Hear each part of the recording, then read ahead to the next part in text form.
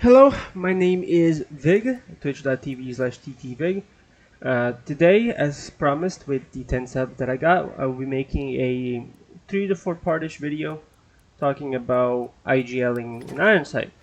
I'm gonna be leaving my sub count just in the future for people to know what are my future plans. Don't worry about the echo, we'll be putting the game volume relatively pretty low, so you guys don't have to hear the very loud and obnoxious echo that unfortunately my phone or my headset has. Anyways, without any further ado, let's get into the objective of today's video, which is kind of a basic introduction to what it means to IGL, or what is an IGL in the first place, and just the archetypes of IGLing an Ironsight and a little bit of how or why you should IGL in specific ways and how to at least operate them in a way that actually works well for your team. In future parts, I want to be working on things like how to approach a map, and how to be dynamic as an IGL, and all the ideas of difference between static and dynamic IGLing.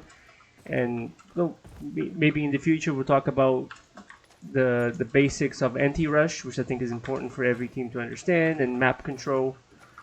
And then of course I want to also talk a little bit about like spirit and mental attitude as an IGL, because I think it's another really hard thing that you're gonna have to build as a player, because especially when you're IGLing in a small game like this, it might be difficult to really motivate all of your teammates to be on the same page. But without further ado, let's get into the first topic of today, which is what is IGLing. This is going to be a very short introduction, because there's a lot of people who might be new into competitive play, but they might be leaders or just natural born leaders, who might want to have like might want to have an inclination to IGL or to lead a team, and they might want to understand what it means to do that. Endgame leader IGL is usually the guy who's going to be giving you the calls, who's going to be kind of determining the tempo of your team, who's going to be usually looking at the mini map, spending more time trying to make plays, make the game actually work, or make the rounds actually matter, trying to read the opponent, trying to make sure that you're doing the right thing at the right moment, and that you're setting up or organizing your plays in a way that gives you the most benefit in the match. Think about, as any other sport, a leader or a captain that usually is the guy that you listen to more than everybody else. He's probably going to be the guy that manages you inside and outside of the game when it comes to taking your notes and studying and all that shit, and making sure that you're ready and set, you're in line with the rest of your teammates, and understanding what your role as a teammate should be. With that being said, the primary topic of today's video is what I believe to be 3 archetypes in IGLing. I think this is pretty universal for video game, for like competitive shooters, but I believe these to be very specific as well for Ironsight in their own way, especially because of the mechanics of the game. And these 3 archetypes, they are the support player, the entry fragger, the entry IGL, and the scope. And these are going to be determined specifically, and they should be approached specifically with the level of confidence that you have in your teammates. Of course, if you're not good at scoping, or you don't want to play support, this is also like a personal preference thing. But as an IGL, sometimes you have to make a lot of sacrifices. Just be warned that besides scoping, there's no easy way to IGL. And not that scoping as an IGL is easy, it's still pretty difficult.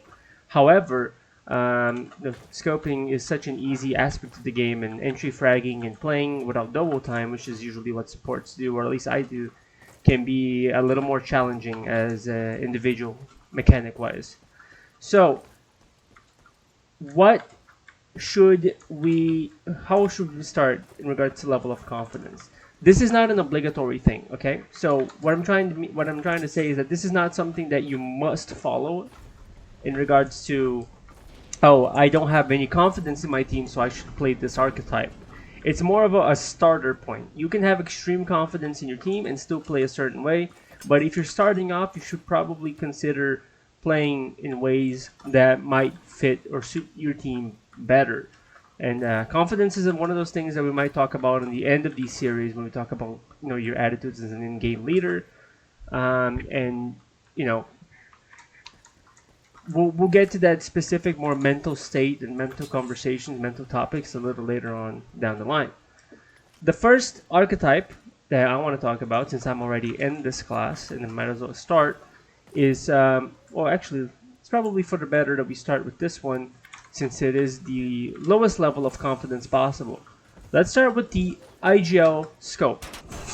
So the IGL scope usually is, the reason why I call it the lowest confidence IGL is because you are usually leading your team in ways where most of the plays, most of the things that happen in the match, most of the outcomes, most of the decisions and reactions that you have are going to be based upon your calls and your plays, right? Most of the time, scope IGLs, and you don't have to do this, this is not like a static thing, but most of the times, scope IGLs will usually lead their team to do kind of a default. So, I don't know, let me open up the map here, and you can see the map, and you send like 2 people to play B and 2 people to play with you on elbow or something, and you're just going to be sitting back and you're going to try to make a play, try to get a peek. Maybe you're going to tell your team to like rotate out, and everybody's going to run into bunker, and you carefully, you're going to be leading this entry, right? You're going to be walking in front of everybody. You're going to be clearing corners, and everybody's going to be pretty much stationary, and you're going to be doing all the pickings. You're going to be doing all the corner clearing, the angles. You're going to walk in the hangar. You're going to make sure that you clear corner. Somebody's going to be with you, of course, always. But keep in mind the trading aspect of this game. You're going to be clearing all of your corners, and you're going to be making the play. And let's say I got a guy here. No, I get a kill. Then I initiate the call to set up a play. Everybody nades out. We already have a guy like maybe set up over here to throw like whatever the nades are to land on under window. And then once everybody starts running out and taking the site together. Why is it the lowest confidence type of IGLing? Again, since you're making the most of your plays, you're probably not relying. You're relying less of your team to be a stellar team.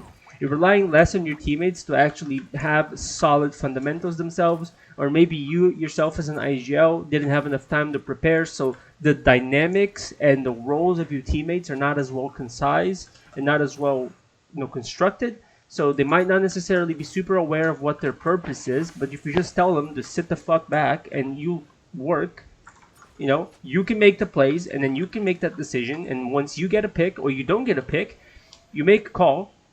Let's do this, and then everybody jumps out with you and reacts to your decision on the fly after you've done your play. After you play the game, then you tell your teammates to play the game behind you. And you do this in a safe manner because the scope is one of the strongest weapons in the game. You can clear corners super easily, and you're again the safest character. You are the safest player right now because you can peek stuff, and unless you're going toe to toe against the scope, you're most likely going to find a kill or a peek or a pick off, or you're going to find somebody over rotated, whatever the case may be. Scoping is by far what I would consider the least effortful way of IGLing. Of course, there's a lot that goes behind the lines, but every IGL has to do that, regardless of whether it is a support, an entry, or a scope. There's a lot that goes into IGLing, but in regards to actually micromanaging your teammates, this is the most passive way. You just tell people to do something, mind their own business, and don't get picked, and then you go out and you go off and get your picks, and you go off and get your kills. So again, this doesn't necessarily have to be a low confidence IGLing style. You can have this with much more dynamic, much more well nourished players that know what the fuck they're doing, and they are a lot more trustworthy, and they're all very individually skilled. However, if you're starting off and you don't trust on your team super well enough and you're still building their fundamentals, I recommend pulling off a scope as an IGL and seeing how far you can take your team. Because again, you're going to have all the power in your hands. It's super easy as long as you are a confident player in yourself to just make sure that everything is according to how you want things to be. Plus, on top of that, as a scope on defense and attack, you're going to be able to very easily be the first one to catch info. You're going to be the first one to kind of be able to encounter what's going on in the minimap. You're going to be the first ones to encounter some type of rush. If you're sitting in back mid, right, and you're waiting for an anti-rush, you're going to be the first one to spot people running out of this, and in many other maps as well. So you are a sentry gun, pretty much. You're an all-seeing eye that can pretty much kind of analyze the game in real time as your teammates are in a safe position where they can't get picked, and you can make all the plays. Let's move on to what I would believe to be the middle of the pack here, which is the supporting type of IGL. Let me switch to my my gear pouch class. So you don't have to use gear pouch for this, okay? This is a suggestion only, but take it from the best. You might want to run gear pouch and give up that double time in some situations, especially if you're playing that A site, or you might find other maps for this. If you are curious how to play certain maps, in my insight on Titan, Airport, whatever, Island, make sure to subscribe. I'll be making guides every 10 to 15 subs. So the supporting IGL is in the middle of the road for two different reasons. Being the most passive of all the leading roles, it allows you to observe the map and your teammates in a much more calm manner, where you trust enough your teammates that they can be in front of you. They are now ahead of you. Your scope is ahead of you. Your entries are ahead of you. All these players are doing things in front of you. So you're trusting them to do things, and you're just in charge with making sure that their entry is safe. You're trying to make sure that your nades are correct. And most importantly, you're just trying to make sure that everybody's aligned, that you're not getting flanked, and all of these very minute things where a support player that is not going first, he's usually going last or second to last. He's going to be the guy who's pretty much just going to be watching your back and making sure that everything is smooth and well. The reason why this is not the most confident type of IGLing is because by playing support, there are still lots of holes that you need to cover for your teams. I believe, at least in my Titan playing defense, my role as a support IGL here was that I had to make sure that I stalled people enough in elbow, and on top of that, I had to make sure that if somebody needed help trading either on top A, I was able to run to top A because I'm a free player. I have a set position, but I can run anywhere I want, especially with two nades. But on top of that, I could help top A, or I could just run out connector, molly off connector, stop a connector push, run out into blue, nade out blue. I am pretty much the most flexible player in the team, and I have to make sure that I fill in the gaps that are lacking in our team play, in regards to trading and all of these specifics. So this guy in connector might be kind of reluctant to change his position if he hears something out mid, even if people are pushing out blue. So this might be something that as a support IGL, since I have two nades, I can stall somebody off with, think of it as a molly right there, and then just run off into blue and try to play a 3 stack on B.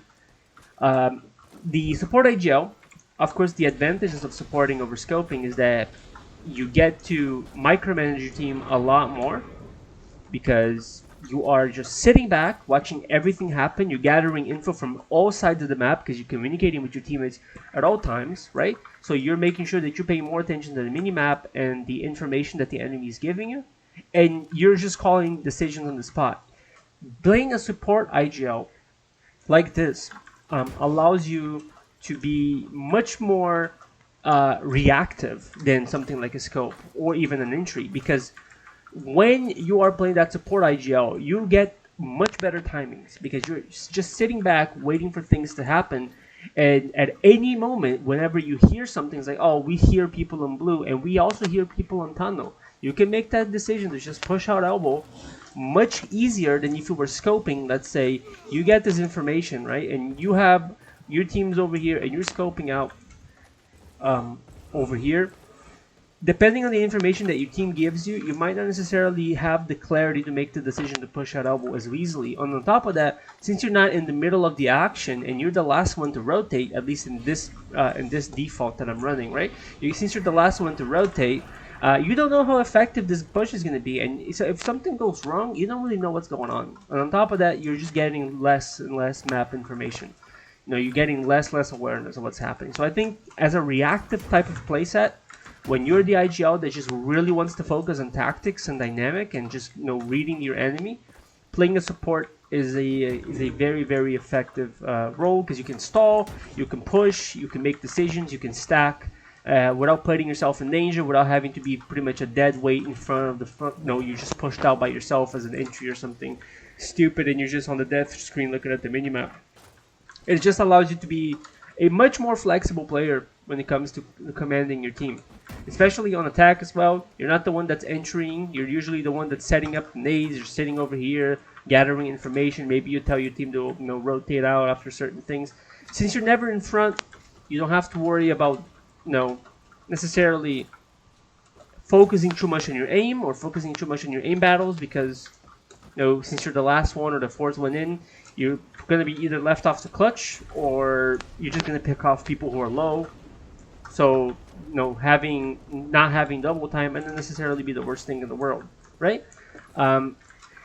You're still going to be filling up the gaps that your teams may lack, right? But it's nothing catastrophic, and you still have a significant amount of confidence in your teammates to perform without you, because that's pretty much what's happening.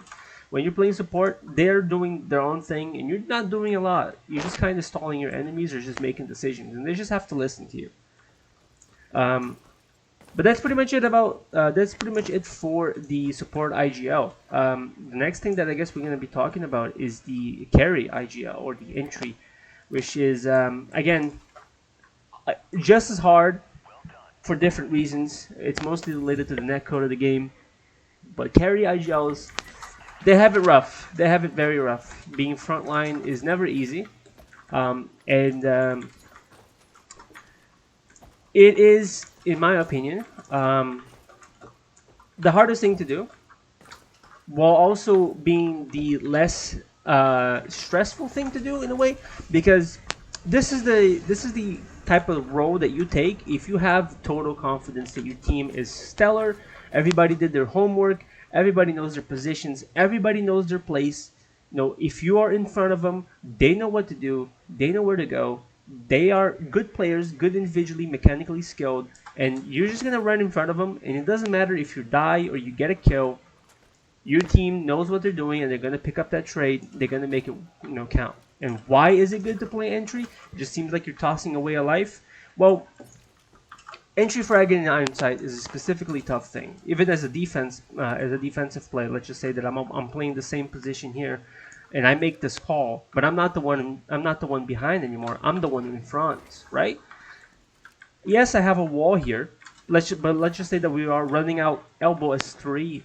Okay, if I'm running out front, I am the most susceptible to any frag possible because of the way the netcode works. It's very hard for you as a guy running out in front of people, or let's just say we're playing attack, right? And you're trying to run out garage. It is absolutely the hardest role to entry frag for a team. You are most likely going to die. You're most likely going to be wasting your life, and you're going to make sure that somebody behind you is going to get that trade, right? So I'm going to jump out here. I'm absolutely exposed. As soon as I jump out of this wall, right, I'm baiting the scope behind me, so my scope can swing behind me. I am making sound, so the 2 guys that play blue is going to jump out and peek me while my teammates are behind me. This is going to draw attention. This is going to make sure that everybody who's behind me is getting their timings correct. Well, I'm putting myself out in a situation where I'm getting pretty much traded by 3 different people at once. Extremely tough to even get a kill in this position. You're just hoping to draw enough attention where your team can clean up the job. But why is it good? This is what we're going to talk about in regards to IGL attitudes later, but making sure that you have a voice that is heard and that inspires and gives confidence to your team is something that sometimes may be missing. Giving your players spirit and courage to push behind you sometimes is a very important thing in competitive matches. Not a lot of people think about it, but IGLing is not a static thing where you have your defaults and you just run your defaults and you just win off really specific setups, or a guy is sitting here, we're gonna nade out and everybody's gonna be pushed out of the site, we're gonna plant and win. That's not how it works. IGLing is a very dynamic thing, and just as much as it is dynamic, it's also very, very volatile to emotions, And sometimes your spirit is a lot more important than the theory that you have to like enter a side or some stupid shit, because the theory only takes you so far. It's sometimes a combination of both. And being that voice and being that spirit that's just like, yeah, we're gonna just walk into this bitch. I'm gonna run out elbow. Everybody get ready. You know, two people walk into blue. Let's make this fucking thing happen. You're pretty much just pulling your team into go mode. You're making sure that everybody knows what they're doing. You already know that they know what they're doing because they've done the homework. You trust your teammates, and you're just jumping in front of them because they're gonna fucking carry that. They're gonna do that shit. They're gonna do their job. So there's a few benefits to this. The first one is that, like, if you have a bunch of star players in your team, it gives them ability to trade and be in much safer positions. It also, leads a support player that might also be another good player to be in a clutch position. It leaves your scope to trade off of you because now they're wide open. Your scope was not the first one to walk out into garage and maybe go for a 50-50 on an angle that's extremely unfavorable for the scope that's wide swinging, right? So doing all this shit allows all of your team to just operate much better. And on top of that, when you die, you get to analyze, you get to observe, you get to contribute to your teams, you get to think about the next round, and you get all this fucking time where you're just sitting, watching the gray screen, kissing the floor because you're dead, to think about how to operate for the next round. So, since IGLing is such an observer's game and understanding the pace of your enemy and understanding your own pace, sometimes being dead is not so bad. It helps, especially in a game as fast as Ironsight, where you get no freeze time in between rounds, so you don't get to think about what to do and switch your classes fast enough. Being dead allows you it gives you that time. Just make sure that you don't get caught up in your death timer and you're always thinking about what's next. As an IGL, you're gonna run out of things to do or say or answers to your enemy every second of the match. So you just gotta make sure that you're always trying something out, and if you run out of ideas, just run them again. So I think that's pretty much gonna pretty much sum up all the archetypes for IGLing. I hope you could. I hope you appreciated the video. The next episode, we're gonna get into a lot more depth in regards to, how to. I don't know. We'll, probably dealing with how to approach a map. Dynamic calling. How to give your teammates roles instead of positions, and all that. More minute shit that you might necessarily not know when you walk into a leading position, because you have this perception that IGLing is a very static activity, but it's actually a lot more specific and takes a lot more responsibility. So in my opinion, like I said multiple times, if you're starting off as a leader, run a scope.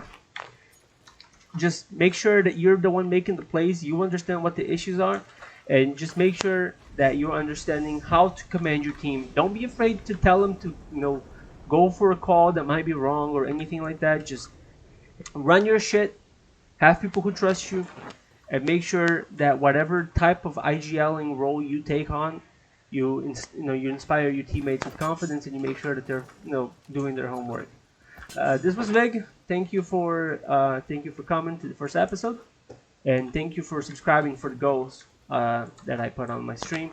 I'll be streaming almost every day, or as much as I can. I have a lot of college stuff to do, but whenever possible, I'll be available. So, yeah, see you guys next video.